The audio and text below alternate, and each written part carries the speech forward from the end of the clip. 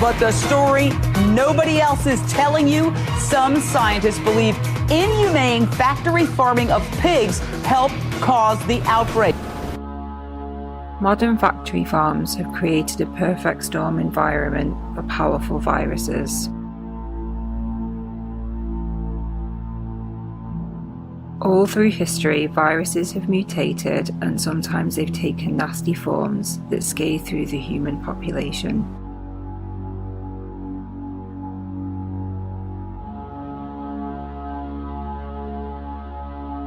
But the scientific evidence increasingly suggests that we have unwittingly invented an artificial way to accelerate the evolution of these deadly viruses and pump them out across the world. They are called factory farms.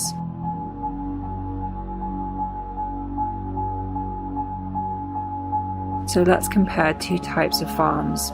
The farms from the old days where one would have maybe 20 pigs roaming the land.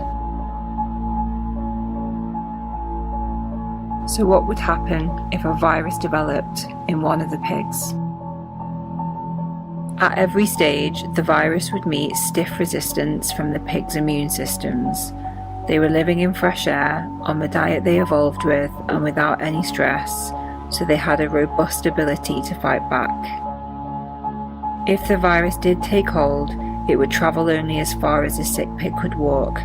The virus only had 20 pigs maximum to spread and mutate in before meeting the end of its evolutionary path and die off.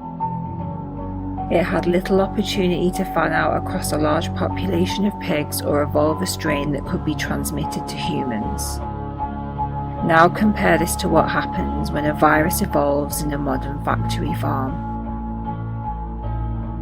In most swine farms today, 6,000 pigs are crammed snout to snout in tiny cages where they can barely move and are fed for life on artificial pulp while living on top of cesspools of their own stale feces. Instead of having just 20 pigs to experiment and evolve in, the virus now has a pool of thousands.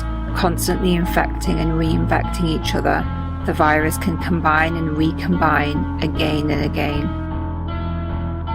The ammonium from the waste they live above burns the pigs' respiratory tracts, making it easier yet for the viruses to enter them. Better still, the pigs' immune systems are in free fall.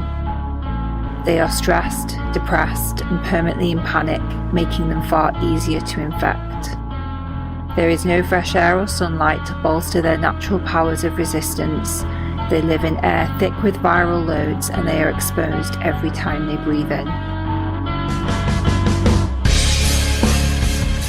As Dr. Michael Greger, Director of Public Health and Animal Agriculture at the Humane Society of the United States explains, put all this together and you have a perfect storm environment for these super strains.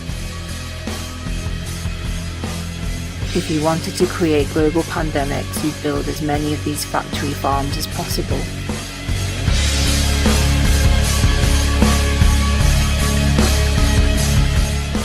That's why the development of swine flu isn't a surprise to those in the public health community.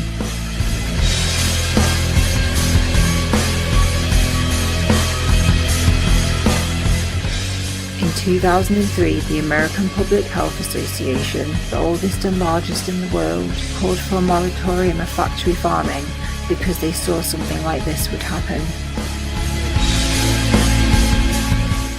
It may take something as serious as a pandemic to make us realise the real cost of factory farming. Dr. Ellen Silbergeld is a professor of environmental health sciences at Johns Hopkins University and has said that there is very much a link from factory farms to the new, more powerful strains of flu we are experiencing.